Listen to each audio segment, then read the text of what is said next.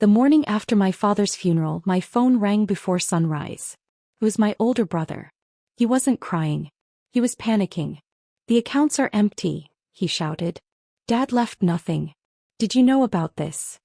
I looked at Dad's framed photo beside my coffee cup and quietly answered, "Yes." Silence. 3 weeks before he died, Dad called me into his hospital room with one final request. I promised I wouldn't tell anyone until after the funeral. Now my brother was about to discover why Dad made me keep that promise. And before we continue, if you're enjoying the story, please take a moment to subscribe to the channel. It really helps us bring you more powerful stories like this. And I'm always curious, where are you watching from? Drop your country in the comments below. I love seeing just how far these stories travel. Now let's get back to the story. My name is Emily Carter. I'm 36 years old, and until last month, I believed grief had already shown me its worst. I was wrong. The morning after we buried my father, my phone rang at exactly 7:12. My younger brother, Ryan, never called that early unless something involved money. The second I answered, he sounded frantic. "Emily, the accounts are empty. Dad's checking account, the savings, everything. There's nothing left." I looked out the kitchen window, watching rain collect on the fence my father had built 20 years earlier. "I know," I said quietly. There was complete silence. "You know?" Ryan finally asked. "Yes." He expected questions, accusations, panic. Instead, I ended the call after telling him we'd talk later. 3 weeks earlier, Dad had already prepared me for that exact conversation. My father, Thomas Carter, wasn't a wealthy man by billionaire standards. After 40 years running his small construction company, he'd saved enough to retire comfortably. The house was paid off. His investments were steady. He believed in living below his means and helping people quietly. Ryan saw those savings differently. He visited Dad only when another business idea collapsed or another credit card reached its limit. Somehow, every visit ended with Dad writing another check. I hated watching it happen. Dad always smiled afterward and said, "Maybe this time he'll figure things out." I wanted to believe him. Instead, I became the daughter who handled doctor's appointments, grocery shopping, prescriptions, and every hospital visit after Dad's cancer diagnosis. Not because I expected anything in return. Because he was my father. 3 weeks before he passed away, my phone rang just before midnight. Dad almost never called that late. His voice sounded weaker than usual. Are you alone?" "I am." "Good." There was a long pause. "I need you to promise me something. Anything. No matter what happens after I'm gone, no matter what anyone says, you cannot tell them what I'm about to tell you." My stomach tightened. "Dad, what's wrong?" "I found something 6 months ago." Another long silence. "Someone has been taking money from my accounts." I sat upright so quickly my coffee table shook. "What?" I didn't want to believe it at first. "Who?" "I know exactly who it is." Every muscle in my body tensed. "Dad, did you call the police?" "No." His answer surprised me. "I did something much smarter." I heard him take a slow, painful breath. "Emily, by this time next month, Ryan is going to make one phone call. And when he does, you'll finally understand why I stayed silent." Dad's words stayed with me long after we ended that call. For 3 weeks I carried his secret alone. I wanted to ask more questions, to convince him to confront whoever had betrayed him. But I'd made a promise, and my father had never asked me for anything that wasn't important. That night he finally told me the whole story. "It started almost 2 years ago," he said. "Small withdrawals. A few $100s here. 1,000 there. Nothing large enough to trigger attention." He admitted he had blamed himself at first. I thought I was forgetting what I'd spent. But the transactions kept appearing. Instead of accusing anyone, Dad quietly hired a forensic accountant recommended by his attorney. "They traced every transfer," he said.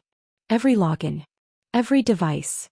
The investigation revealed a pattern. Someone with legitimate access to Dad's online banking had been moving money into accounts disguised as business reimbursements and temporary family loans. The name behind those transfers never surprised him. Ryan. Dad's voice wasn't angry. It was disappointed. He thought I'd never notice because the amounts were spread over months. I couldn't believe what I was hearing. "Why didn't you stop him?" "I did." His answer caught me off guard. just not the way he expected. Dad explained that after receiving the investigation's report, he met with his estate attorney and financial advisor. Together they quietly changed everything.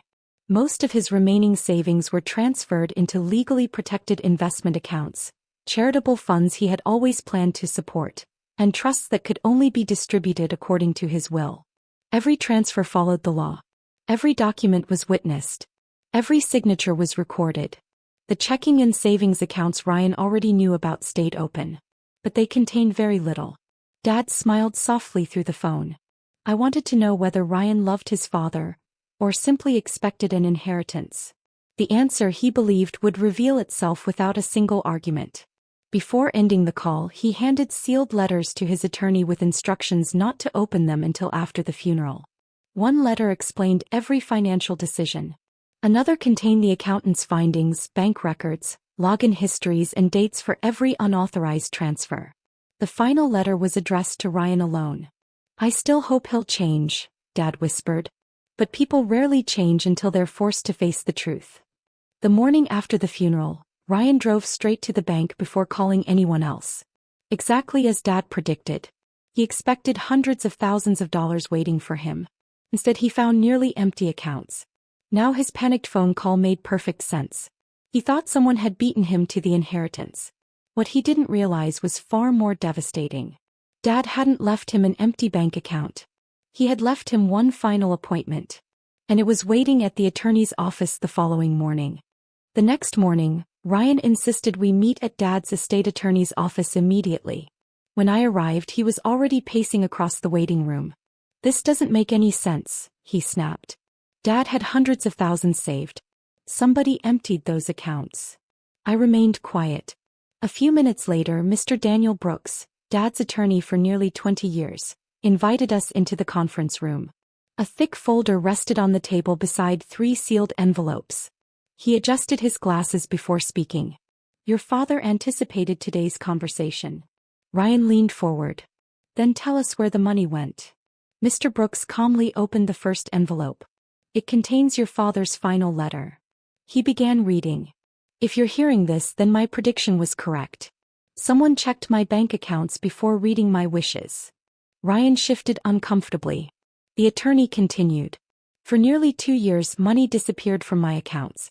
I hoped I was mistaken, so I hired professionals to review every transaction before accusing anyone. Mr. Brooks opened another folder. Inside were organized bank statements, login records, transfer histories, and the forensic accountant's report. Every withdrawal was documented. Every transfer matched a device linked to Ryan. The room became painfully quiet. Ryan's face lost its color. I can explain. Mr. Brooks gently raised his hand. Your father asked that I finish reading first. He unfolded the final pages. Ryan, if you're reading this, I want you to know I never stopped loving you. But love cannot replace honesty.